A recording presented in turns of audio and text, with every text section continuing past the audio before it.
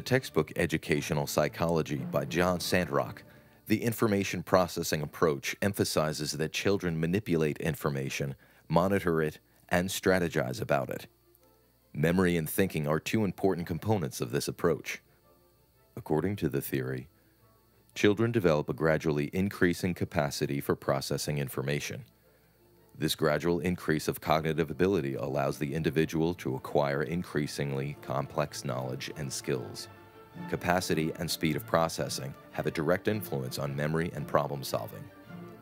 As children mature, both the speed at which they process and the amount of storage for memory increases. Mechanisms of change include encoding, which is the process of storing information into memory. Automaticity is the ability to process information with little or no effort. This skill of automatic processing requires little conscious effort. Strategy construction is the development of learning strategies and procedures for more effective information processing. Metacognition is a process of self-reflection and self-awareness. Attention is the focus of cognitive resources and comes in a variety of forms. Sustained attention is the ability to maintain attention for a prolonged period of time. Selective attention is the concept of focusing in on a specific aspect of information and ignoring others. Divided attention is when an individual is concentrating on more than one activity at the same time. Several studies have been conducted on attention and the changes that occur during childhood. Research indicates that the length of time children can pay attention increases as the child gets older.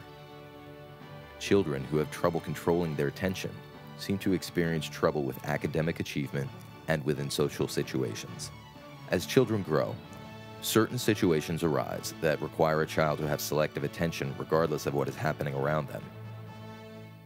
Examples include paying attention to a teacher when he or she is talking in the classroom, and reading directions to a board game while other players set up the pieces.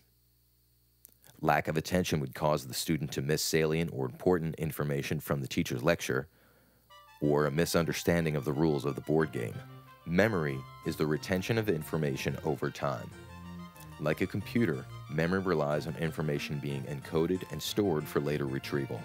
Encoding happens in a variety of different ways: rehearsal, deep processing, elaboration, constructing images, and organization. Rehearsal is a conscious repetition of information to store into memory for a short period of time. This type of repetition is ineffective at storing information into long-term memory. The levels of processing theory states that the processing of memory occurs on a continuum from shallow to deep, with deeper processing producing better memory.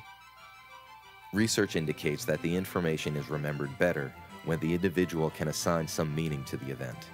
In addition, students may organize information into sets for easier recall. Examples of information organization include asking students to recall the days of the week or the months of the year. This information is easier recalled in natural order, Monday, Tuesday, Wednesday, or January, February, March, rather than in alphabetical order. Memory is broken into subcategories: sensory memory, short-term memory or work memory, and long-term memory.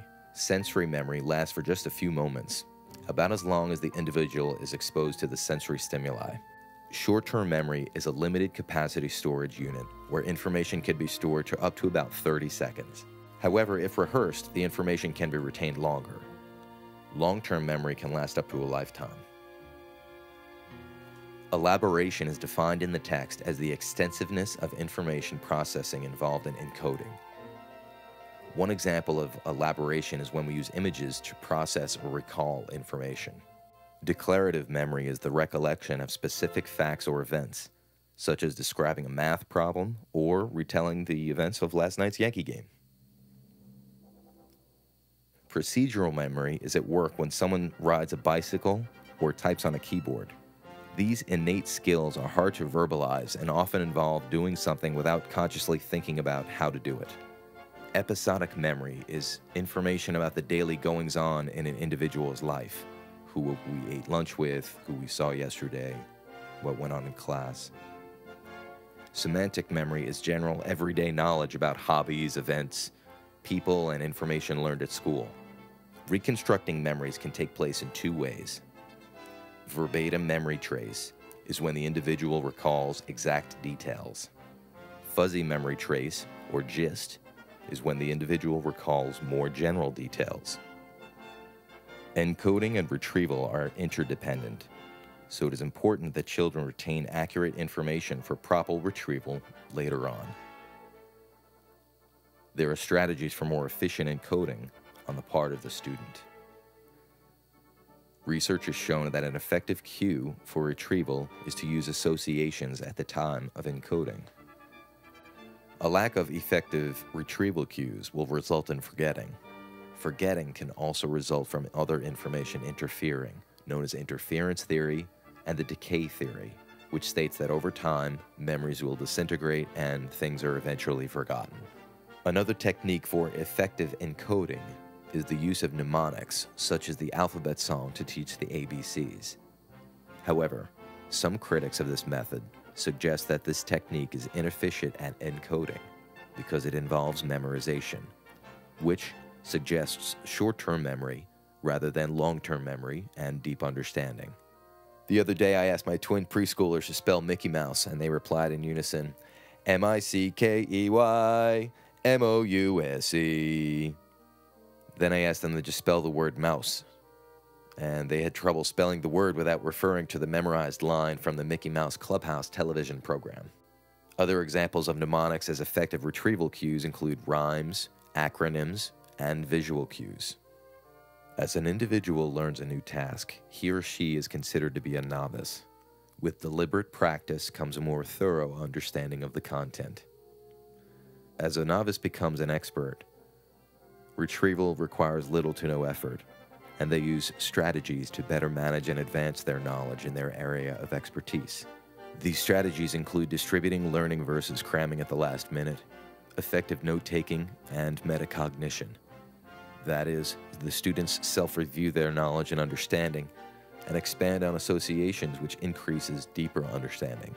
Metacognition is a skill of self-questioning, which helps students to efficiently encode, remember, and retrieve information. Expertise is also a combination of talent, deliberate practice, and motivation. Even those with a natural talent must have the motivation and perseverance to practice for long hours if they want to become an expert. One effective teaching method is direct instruction, with the teacher modeling the appropriate strategy.